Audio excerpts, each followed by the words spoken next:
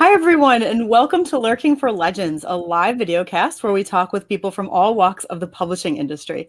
I'm Christy Stratus, author of the historical suspense series, The Dark Victoriana Collection, and my latest historical fantasy, which I will talk about a little bit later, is called Grimoire. Oh, I already forgot, so we'll talk about it later. It's on Kindle Bella. And my awesome co-host is Richard H. Stevens. I remembered his name at least, right? Epic fantasy author of the series Soulforge Universe, Soulforge Saga, and more. Lurking for Legends is a live interactive broadcast, and we encourage viewers to chime in with questions for our guests or simply make comments on what you hear in the show. So tonight we have best-selling thriller and mystery author Kristina Naydonova. Welcome, Kristina. How are you tonight? Welcome. Thank you so much for having me on. I'm great. Thank you. Yeah. How are you? Awesome. So let's just start out with you telling us just a little bit about yourself and then your first book, which is currently your only book. You know, there will be more down the line. Your first book is called The Black Sisterhood Files. So tell us about yourself and the book. Hi, everyone. I'm Kristina Naydonova. I am a 13-year-old author, and my first debut novel is The Black Sisterhood Files. It is a thriller mystery novel. It's about 6 girls in their endeavor to unmask the identity of a mysterious killer who has massacred their town. And I sought much the inspiration in my first novel from many of the books I read as a child, which was predominantly the genre I chose to pursue. And I've also, over the course of the past year that my book has been published, I've been writing articles for a variety of platforms, but mostly Ariana Huffington Start Global, and I also enjoy speaking on different podcasts and different platforms, and I do hope to actually expand upon my public speaking in the future.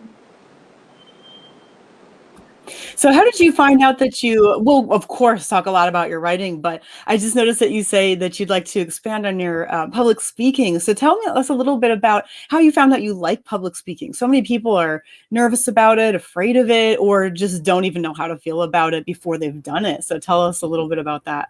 Especially as adults, too. Most adults are afraid of public speaking. So. Yeah, of course. So I actually used to be quite afraid of it too. And the first time this wasn't quite speaking, but the first time I had taste for it was when I sung at my talent show in 4th grade in my school. And I really enjoyed being in front of a large crowd and expressing myself. So since then, I've managed to overcome my fear of actually speaking with doing podcasts, many opportunities that have come with publishing my novel and going on different broadcasts or doing different interviews. And so I think I really rediscovered my love for it because I didn't do it for many years after that one talent show, but I did really enjoy that experience. So I did ultimately rediscover my love for it during quarantine when I first published my novel, and I decided to actually, I guess, market it more and get myself out there more through podcasts, because I've been listening to many podcasts. I'm writing and reading just on mindfulness and disparate topics, and I really wanted to get a taste of what it was like to actually be a guest on a podcast. So yeah.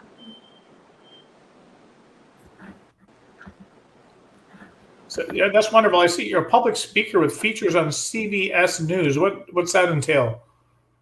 So I was actually in June of last year, and I reached out to a reporter at CBS 6, which is a local station in Virginia where I lived for half of the year. And Mr. Cardwell really kindly offered to have me on Building Better Minds, which is a segment of CBS. And it focuses on expansion of communities and people who play large roles in their communities. So I was very grateful to have that opportunity to be interviewed for CBS at the University of Richmond, which is about an hour away from where I live. So yeah, it was probably one of the best experiences I've had so far as a published author. I bet. That's awesome. Thank you so much. Yeah. Oh, that is really, really cool. And are you at this point thinking about, like, when you go to college, will you want to maybe major in creative writing or something? So yes, I actually do plan on majoring in something of the sort and something of the arena, because I do want to pursue writing beyond just my teenage years and writing novels, mainly just for my writing out into the world. So maybe not quite creative writing, but something of the sort, because I'm very interested as well as in marketing. And I wasn't before, but once I published my novel and I learned more about marketing and marketing many different arenas, I'm actually taking it as an elective in high school next year. So I think it should be very exciting, and I'm definitely going to major in something to do with what I've experienced as a published author. There aren't going to be too many people heading into a major like that, whether you decided to go with creative writing or marketing or both, who already have the experience of real world, publishing a book, especially from the ground up. Is your book self-published? I mean, both of ours are. Yes, my book is self-published, and I actually chose the self-publishing route because it was difficult for me as a child to go through the rejection process with publicists and literary agents. And when I did actually find an agent that was interested in my work and pursuing it with traditional publication, I found that the restrictions for it were actually a little bit too much for me as an author, as in they controlled every single podcast I would go on, every single article I would write, every single marketing step I would take. And I wanted my own independence for myself in terms of how I chose to market my own writing. So ultimately, my family and I decided to go down the self-publishing route, and I'm actually very pleased with that. So, yeah. I agree with you. I actually couldn't agree with you more. I share the same exact reasons. So I relate very heavily. And one of the cool things is that now you kind of know the ins and outs of publishing to a large extent, you know, so whatever you choose to go into, you're going to have that like a leg up, you know, when you head in. So that's pretty exciting. That's amazing, all the stuff that you mentioned there and what you know already. That's Thank you. you know, that's you know, especially at your age. Like I didn't get into self-publishing until I was around 50. I started looking into it, and there's just so much to learn. And it's such a huge learning curve that it's very daunting. And I couldn't imagine doing it at a younger age. But yeah, it's an arduous feat, definitely. Especially with the querying process, actually, when you're trying to seek out a literary agent, because the rejections can be very difficult, especially for me, who at the time was quite naive when actually going into the publishing field as a fledgling. So I don't think I quite understood, and I was very capricious because I didn't quite understand that rejections and downturns are a process of publishing, and it won't just come to you overnight. And I didn't really understand that most of the books that I saw in the world, they were from authors who'd gone through the same experiences that I did, through rejections and to turn downs and through everything. But I think it's ultimately at the end of the day, it's really all about resilience and confidence in yourself and your writing. Because I was told by many agents to change my book for them, and it was all different ways that I can change it. But then I ultimately, at the end of the day, realized I will appeal to an audience, and I don't have to change anything about my writing because there will be someone out there who can appreciate my work. So yeah. Mm-hmm. No, that's for sure. Stephen King mentions that when he first started sending out letters, his rejections, he would nail them to the wall, and it got so to the point that he actually had to take the nail out and use a spike. He was just getting that many rejections. So, you know, that's just part of the whole process. But so we have a viewer here that wants to ask you a question. She wants to. CJ Davidson's asking, what fueled your writing? So, what made you decide to write in the first place, or were you inspired by somebody? Thank you so much for your question. Yeah, so I suppose it's a kind of landing ground. I would always write poetry and short stories for my family and for my friends for birthdays because when I was a kid, it was obviously I couldn't exactly person it from my parents, so I would just write them poems or short stories. And it seemed like everyone around me really liked my writing because my parents are usually straightforward with whether or not they like my writing in a way that is kind but constructive criticism. And I remember when I was a child, they would always tell me that I had great talent in writing, that especially with poetry and short stories. And ultimately, I decided to turn it from something that was a minuscule project, like just a poem or just a short story, to a novel, because I gleaned a lot of incentive from famous thriller authors such as Agatha Christie or Stephen King, because I enjoyed their writing style and I wanted to create something of my own that was analogous. And I'm still, of course, building up to that stage where they were, because they're the most famous thriller authors, I think, to date. But it is progress and it is a start, and I'm very thankful for the opportunity to actually have that kind of venture. So yeah, thank you for your question. Absolutely, yeah. And yeah, you're really actually so easy to relate to. And I was assuming that we wouldn't have that much in common and our stories would be pretty different, but actually we have an awful lot in common. And so much of what you have learned quickly is stuff that takes years for other people to learn, you know, especially when you were talking about with literary agents. The fact that they change your story, and all of them will ask for something different. It depends on where they think they can place your story, of course. And I do happen to know some people who went through that process and were so discouraged by it because it no longer looked like their story that they just kind of gave up and the story went by the wayside. So like, you know, I just want to say kudos to you for putting your writing first instead of going through that and maybe, you know, knowing that maybe you'd be sensitive to it at first, ending up changing your story, dropping the story, becoming discouraged in writing. You know, it's just outstanding that you just knew that this was not the right path and you did your own thing, which I think is a great example for everyone. Mm-hmm. Yeah, it's actually an interesting story because there was one instance, and thank you for that, I appreciate it. There was one instance where an agent asked to see my full manuscript, and that was the first agent that actually asked for my full manuscript. So I remember when I sent it to him, he sent it back several weeks later, and he said he made many amends to it, and I really did not like those amends because he was actually interested in pursuing it with the amends that he had made, but I just did not like the way the story flowed now because it was not characteristic at all to my writing style. So I did not actually pursue it because I wanted to be distinctive to me and I wanted to follow a unique trajectory with my writing. So yeah, I agree with that. Thank you. So tell us, right now we have the Black Sisterhood files. And as I understand, you are currently writing another book, right? So you're going to write more Yes. books in the future? Is that going to be part of the same series, or is this not a series and a standalone? This is the Black Sister Files was just a standalone. I'm thinking of maybe creating into a series sometime in the future, but as of right now, I actually picked up on a different genre because I've read my first Isaac Asimov book recently, and that is science fiction. And then I began to read a science fiction novel, and I think thriller and science fiction in some way are actually quite similar. So it is a genre that also intrigued me, and it's a book that's going to be a lot longer, a lot more convoluted since now I'm older and I'm more mature, and there are certain factors that I just perceived differently than how I wrote the Black Sister Files when I was very young, and I hadn't even hit double digits yet in terms of my age when I began to write it. So I do think this book is going to be very different from my debut, and I'm very excited for it to actually be released because it is a genre that I feel very close to, and it is a genre that I want to pursue in the future. So yeah. So where did the idea of this book that you've written come from? For the Black Sister Files? Yes.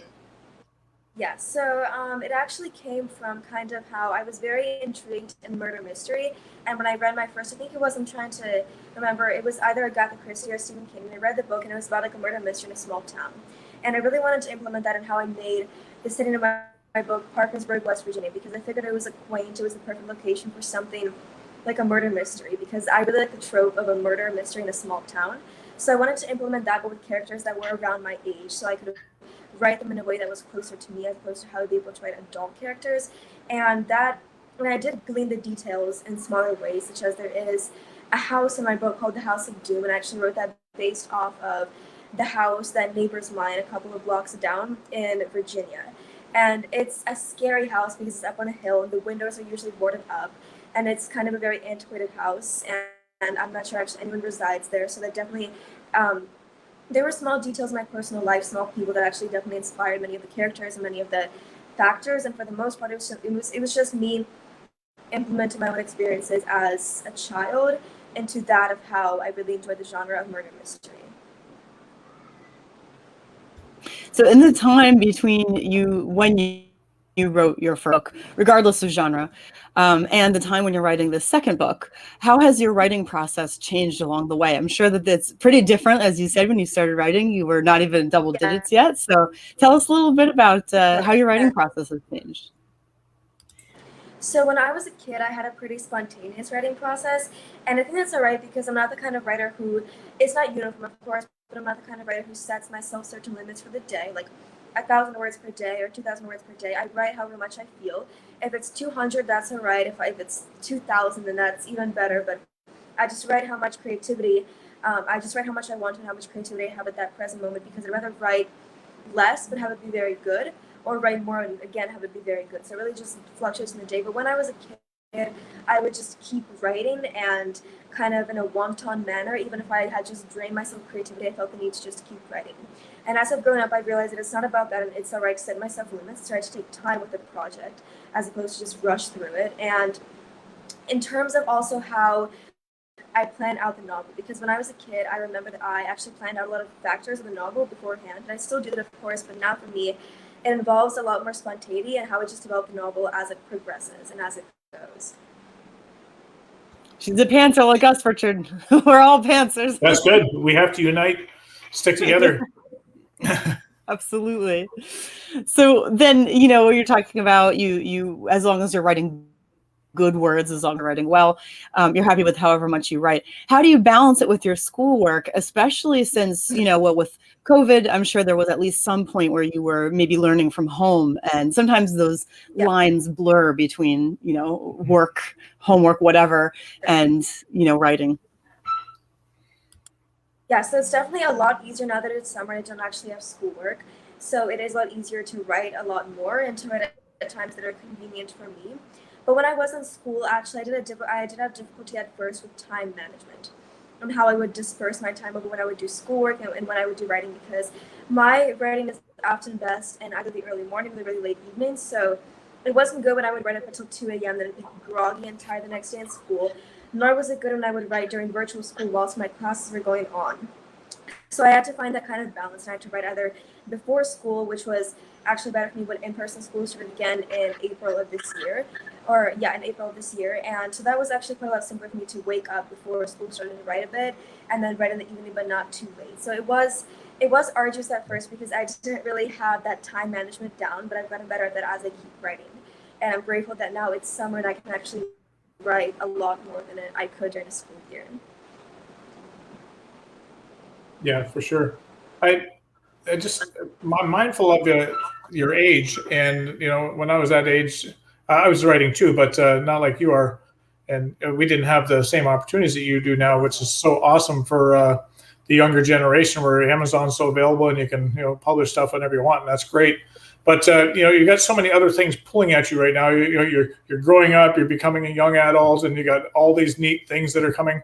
So there's got to be something about writing that's enjoyable. What's the most enjoyable part of the writing process for you that keeps you focused on writing, as opposed to all the other things that would be pulling at someone at your age?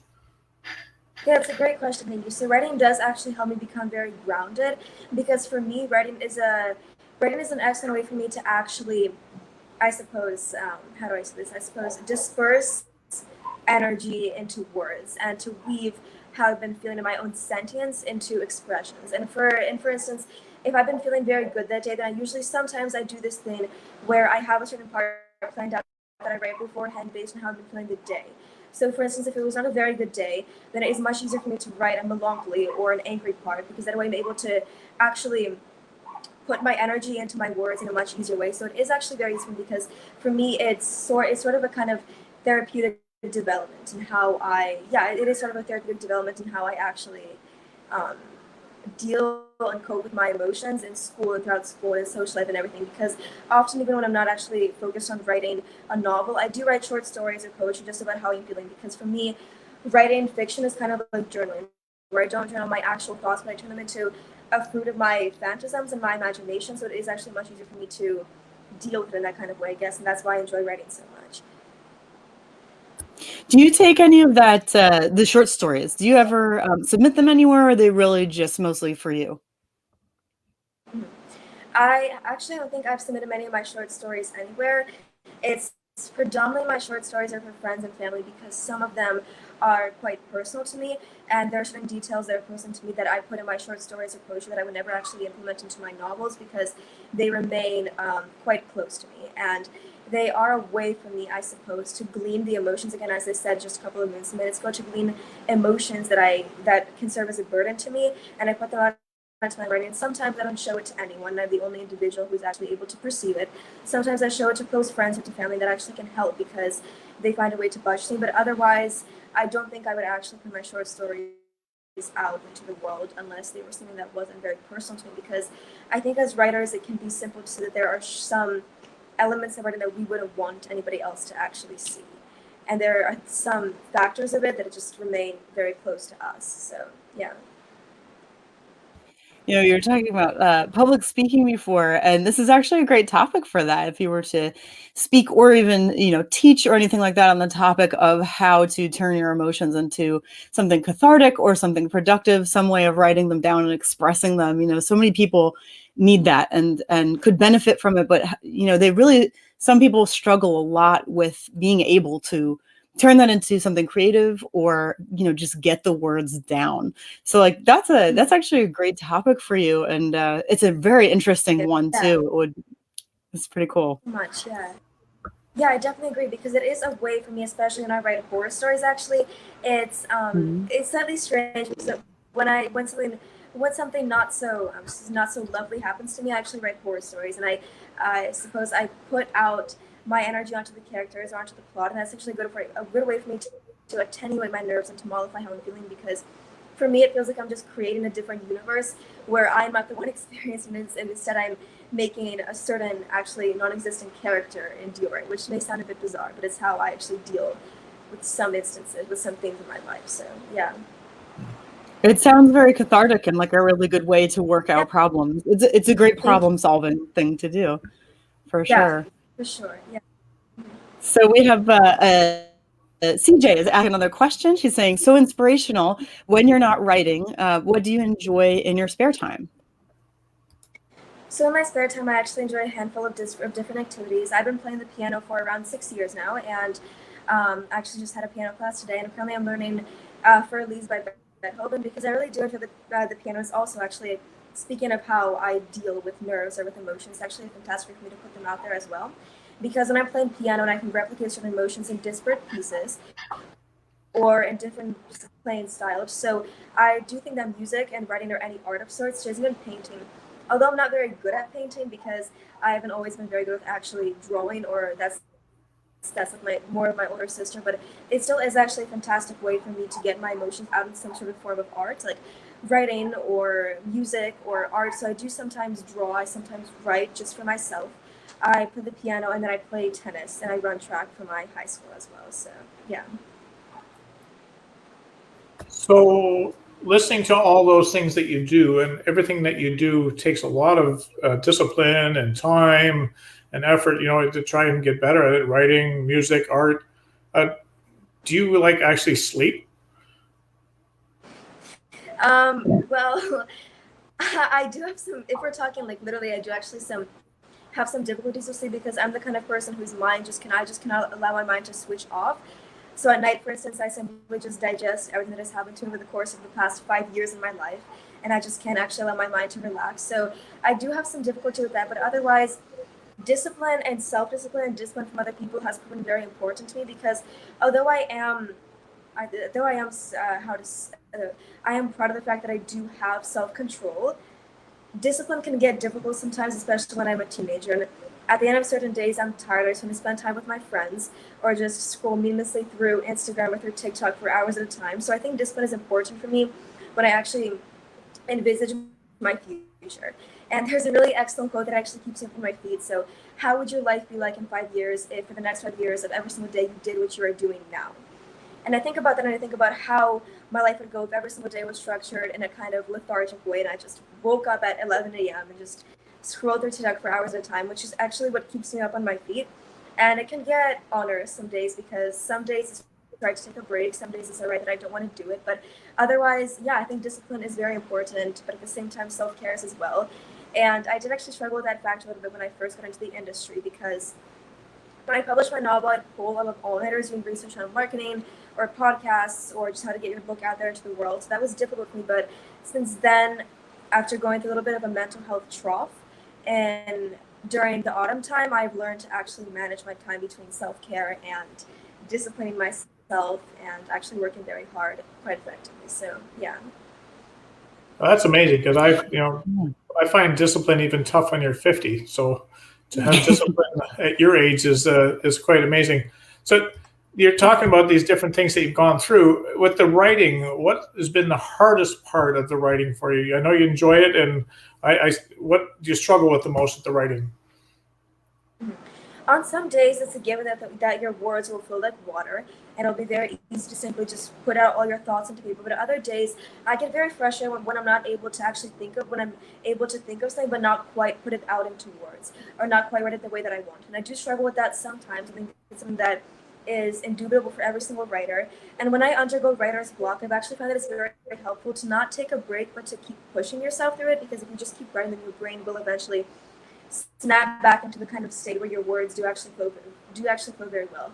And that may not be exactly proficient because for hours at a time, sometimes I'll just sit and make myself write until I'm actually able to write again and I'm actually able to put what I'm thinking out into paper. But otherwise, that is what I struggle with the most, where some days I simply just wake up and I have many good thoughts that I do want to put out into my novel, into a poem, or into a short story, but I'm not able to actually quite do it in the way that I most want to. And then that aggravates me very much. So I'm trying to push that right now. So I think you're really impressing one of our listeners here. CJ says that she loves your attitude and self-awareness. You're doing great things and pursuing the things you enjoy. Kudos to you. Thank you so much. I really appreciate that. Oh, that's awesome. So some people, and I'm one of them, believe that there isn't really such a thing as writer's block. And because you mentioned it, I thought I'd bring this up. And like, there are two schools of thought. There's the school of thought, of course, that there isn't as writer's block and you just get stuck and that's how it is. And as you say, you have to have a strategy to cope. And then there's the other school of thought, which is the side I'm on, which is it doesn't really exist. There's always something that you could pinpoint if you really think about like what it is that's stopping you, whether it's a lack of information or, not thinking of the character in the right way. Sometimes we need to think of what is the one thing they wouldn't do, and that actually turns out to be what they would do. There's just a million different things it could be. So, at this stage of your writing, it seems like you do believe that writer's block is just a block that you need to write through. And that's because of, I guess it's because of your experience actually physically sitting there and forcing yourself to write. Yes. So is that what you I do think that, yes. So I do think in terms of writing and really anything in life, a writer's block is actually more of a psychological thing. It's not like it's a genuine figment of an obstacle that is just standing between you and writing. It's something that is mental.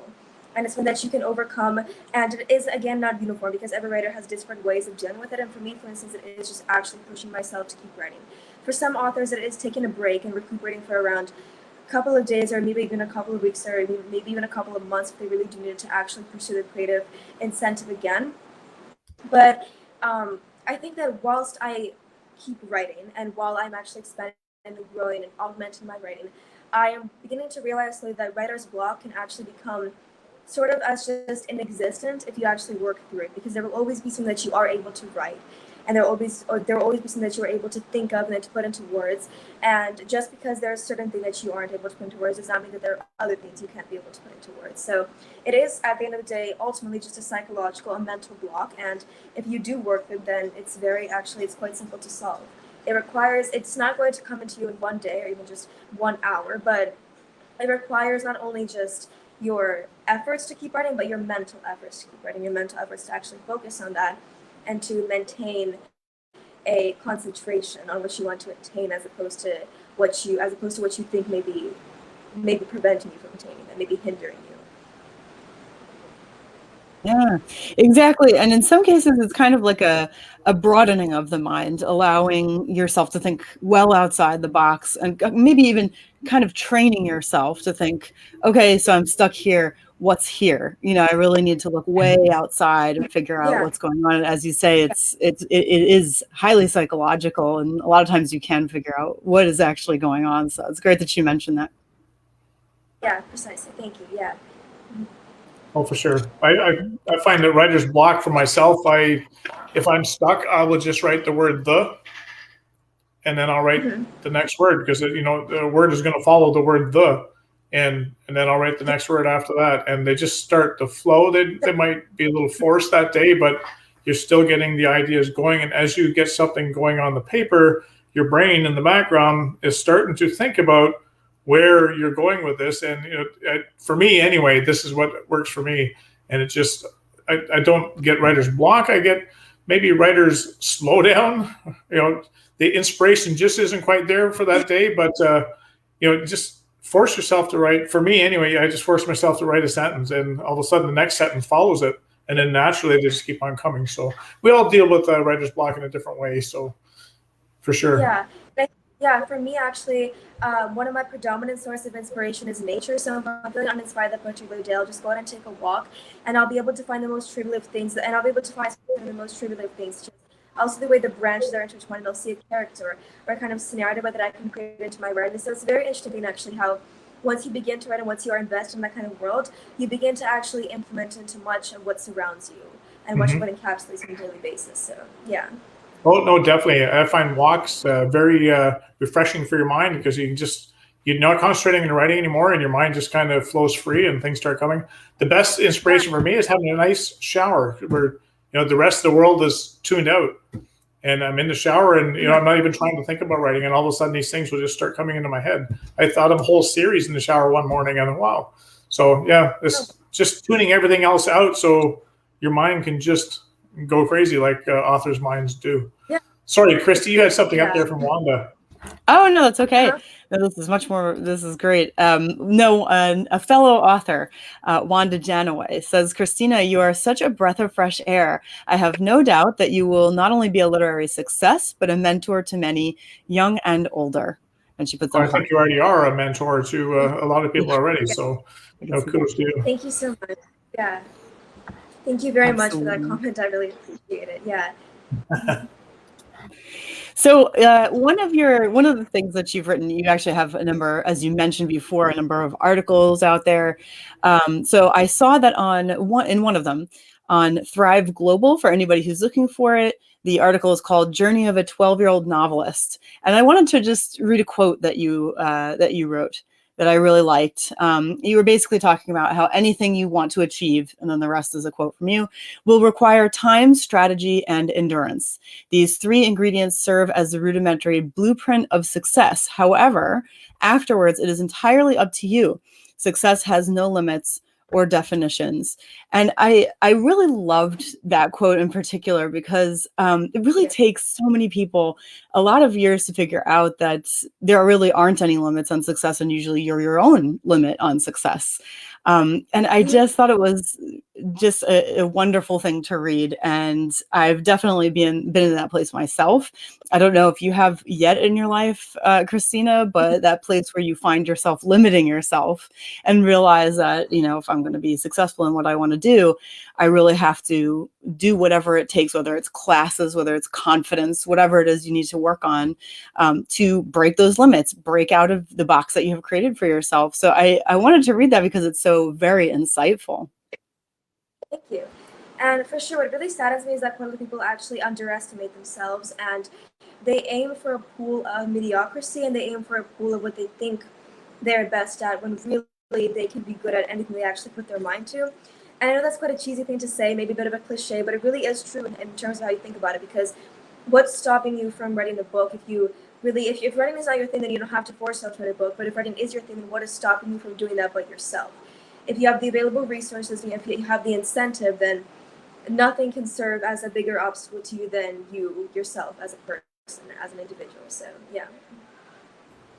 No, that's so true. I always tell people that, believe in yourself first, and then the world will follow. So, first and foremost, you got to believe in yourself. And once you believe in yourself, everything will fall into place after that. So, give yourself some credit. So one thing I just, and I'm conscious of your age, and I don't want to keep harping on it because you're doing great, and, age has really nothing to do with it to an extent. But I know when I started writing, I was 9. What age were you when you actually realized you liked or loved to write? I know you mentioned something about poetry and stuff like that, but what age were you at that point? I was around 7 years old. This was actually 7. Okay. Maybe I missed that. Yeah, I remember. Yeah, I remember my teacher. Actually, I still remember her name. Her name was Miss James, and she was probably one of the best teachers that I ever had, because she really actually was one of the first people who provoked in me this passion for writing. And I remember we had to write what was called Twisted Tales, where we took a fairy tale, and I took Goldilocks and 3 Bears, and we rewrote it in our own way. So I remember I wrote something called Samantha and the 3 Bears, and I changed the story a little bit, and I fluctuated some of the characters and some of what happened. And I remember my teacher, Miss James, telling me that she really actually saw not only a passion that I had in writing, but a talent. And I think teachers actually play a very important role in students' lives, whether they're a good teacher or whether they're not very great teachers. Oh, yeah. And for me, Miss James served as a kind of rudimentary, as a kind of platform for me to bounce off of into writing, because she really did help me a lot with that, and she was kind of my mentor when I was a child, and I didn't really know much about it. So yeah, thank you for asking that. It's a great question. No, that's awesome, and you're so true. Teachers play such an important role in shaping children's lives, because when a parent talks to you, it's just in one ear and out the other because you're used to hearing blah, blah, blah all day. You don't really care. But a teacher talks to you, you kind of take notice of it. And I had a teacher in grades 6, 7, and 8. He was my homeroom teacher. And he read my stuff back then. And my stuff back then was awful. And he never once criticized anything. He didn't try to correct anything. He just encouraged me to keep writing. And that was the impetus I needed to love writing, because I just felt good about my writing at the time, and I've evolved since then. So I owe my writing to Mr. Woodley, and I still remember his name. I remember his face and everything. I wish I could meet him again. So teachers play a very vital role in shaping all our lives, but especially writers when they just fill you with confidence. Yeah, actually, I completely agree with that. On May 15th of this year, which was the 1-year anniversary of my debut novel being published, I hosted a small party with some teachers and some of my friends from school and some family friends. And it was very nice, actually, because not only was it nice, this is one of the largest events I've had since the beginning of COVID, when a lot of people were already vaccinated and a lot of measures had already been taken down. And there were some people wearing masks, but otherwise it was actually very nice to be able to interact with others again. And I remember I did invite Mrs. James to the party, and unfortunately she wasn't able to make it, but I feel like it would have been very nice to see her and to actually let her know in person, and not only just over email, that she was one of the biggest inspirations for me in terms of how my writing journey was shaped, and how my trajectory and the road that I took was shaped. It's great that you have that experience. Of course, that's very encouraging. The talent is yours, but the encouragement is always extraordinarily helpful and can make a huge difference. Yeah. So I wanted to read something from your Amazon author bio. It says that you hope to prove that no matter your age, race, or gender, you can achieve anything if you have devotion. So, a lot of people will just want to write because they love it. And there's absolutely nothing wrong with that. A lot of people are doing that. That's me. I just love writing. And, I write suspense, I write historical fantasy, I write all kinds of different stuff, poetry, like all kinds of different genres. For you, it seems like not only do you love it, but you have a little bit of a message there. And I was wondering, what was it that inspired that in you? Have you come across anything in particular that makes you say that? Yeah, so in terms of, I'm speaking in terms of race because thankfully I haven't actually experienced anything pertaining to the fact since I am white, but I know many authors who are people of color and have experienced discrimination. But in terms of being a young female, when I entered the industry, I certainly did actually experience a lot of sexism and a lot of people targeting me because of the fact that I was young and because of the fact that they underestimated me because of those factors that did not actually play a role in it. Like, I am not a worse author because I am a girl, and nor am I a worse author because I am very young. So I wrote that because it really did actually serve as a hindrance to me at first, because it did not feel good when people told me, oh, but you're such a young girl, how can you be writing? There was constant comments of that from agents, from teachers, even from friends. I got those kinds of comments, and that's why I wrote that, because I don't want people thinking that something like that can actually serve to embroil you in not wanting to write anymore, because it's not true. It's not true. And I wanted people to know when they read my bio, if they were authors themselves and they had gone through similar experiences. So that's why that it was something actually necessary to include, because it was a defining part of my journey, and how now I definitely have thicker skin than when I began this journey. So yeah, thank you for asking. That's a great question. Do you think that has played any part in your decision to write science fiction, which is, of course, male-dominated? Mm-hmm. Yes. Yeah, that definitely did play a big role, not only just in science fiction, but just in writing in general and in the industry, which is predominantly I wouldn't say it's very male-dominated, because there have been some eminent breakthrough female authors like J.K. Rowling, for instance, with the Harry Potter series, but with science fiction, actually, it's very difficult to roam across a female science fiction author who is renowned for her work. Like, the most renowned authors are George Orwell, Isaac Asimov, and male authors. So I do. It's not just I don't want to do it to prove a point, because I don't really have anyone to prove a point to, as I am doing this for myself. But at the same time, I do want to show to other young girls and just young people and just authors of any kind in general, but predominantly young people, since that is who I am. That is the people that I write for mostly and currently, and the people that I interact with mostly, and the people that I seek to inspire mostly. But I do it for everyone, of course. But since I'm young, it's a lot easier to actually speak to other young writers, other young novelists. So yeah, for sure. I think with science fiction, it is definitely a male-dominant industry. Now that you say it, I do realize that, and it would be really nice to break through as a female science fiction writer, because it could show a lot of people, a lot of young female science fiction writers like me, that it's possible, and it's entirely plausible. I really look forward to seeing your name on a sci-fi book. That will be fantastic. No, that's awesome. I can relate to what you said earlier too, about when I was young and I was telling people that I like to write. You know, a lot of people thought it was cute, and you know, that wasn't the inspiration I was looking for. Was being cute. Yeah, I wanted to be taken seriously, and even though my writing might not have been great, it was something that I had a passion for, and to be called cute, I said, no, it's not cute. It's something I like doing. Yeah. Well, no, that's great that you can see beyond that. Thank you. Yeah, I definitely got and still continue to get that comment a lot. Yeah, oh, for sure. Actually, yeah, it's definitely disheartening. Not because I do appreciate the person that made an effort to compliment me, but it's just not the kind of compliment that I want to receive, most of all. So, yeah, I did get that compliment a lot from teachers, actually, where they would say, "Oh, that's so cute," and then they would proceed to kind of hint towards the fact that they doubted that I could actually get a book published. One of my teachers over the years, obviously won't say who it was, but kind of outright told me that she doubted I'd be able to actually publish a book. And she was polite about it, but not in the kind of way that I actually would have wanted, because I don't want to hear that as an 11-year-old child with my teacher telling me something of the sort. So it was difficult, yeah. Yeah, for sure. It's actually condescending when they say that to you. You know, I think they mean well, and they're trying to be supportive in a roundabout way, but it certainly doesn't come across that way as the writer. If you know, I'm not cute. I'm a writer. Yeah. I might not be Stephen King yet, but no one else is either. I'm just trying to do the best I can.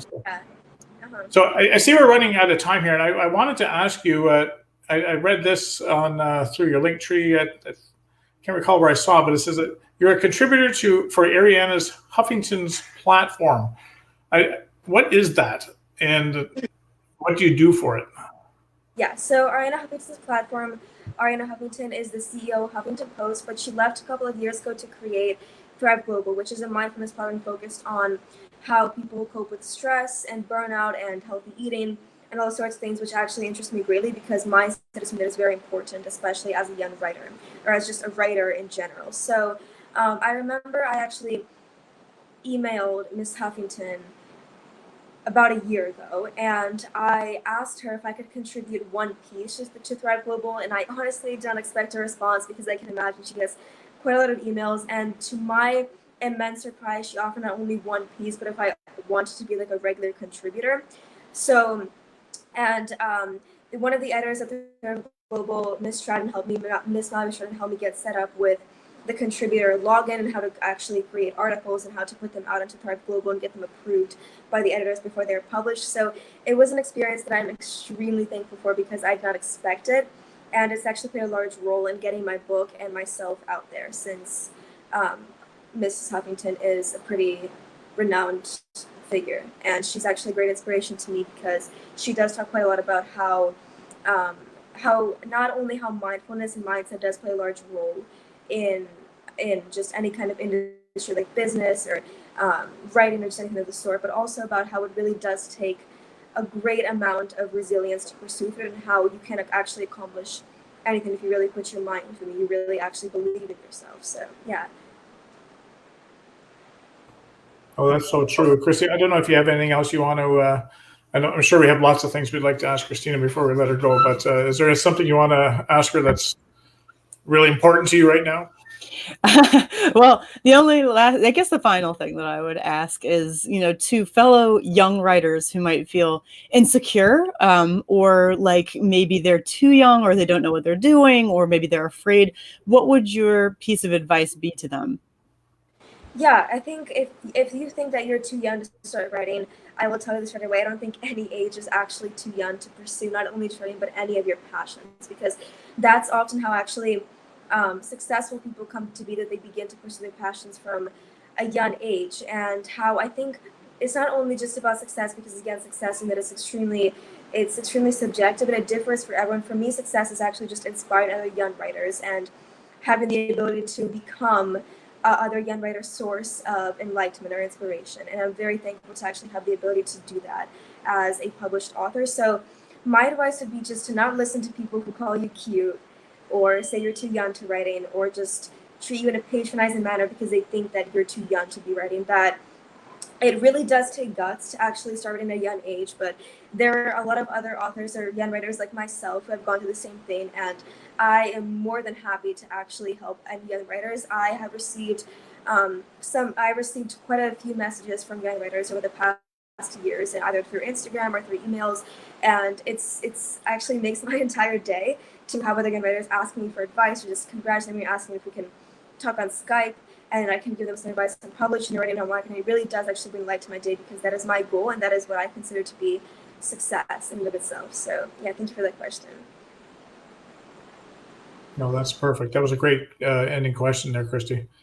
So yeah. I just want to say that just before we went on air, we're talking about a bit of lighting and stuff, and I think it's very fitting actually that you are a mystery writer. And as our show kept going on, where you're living now, Kristina, it must be evening now, and the light just keeps getting darker and darker and darker. And I can't even see you now, but I think it's really cool that being a mystery thriller writer, that we're talking to you and we can't see you. So it's almost yeah. Sorry about that. That's changed because okay. No worries. No worries. I just thought it was really cool. So I actually added a bit of of course. mystique to the.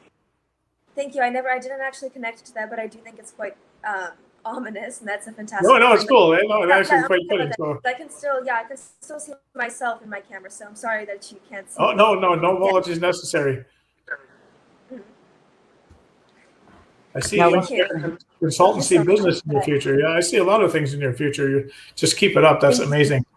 So just before we leave you, what are you working on now, and when can we expect to see its release? Like, what's the next thing that you're going on? You might have touched on this earlier in the show, but just to remind us again.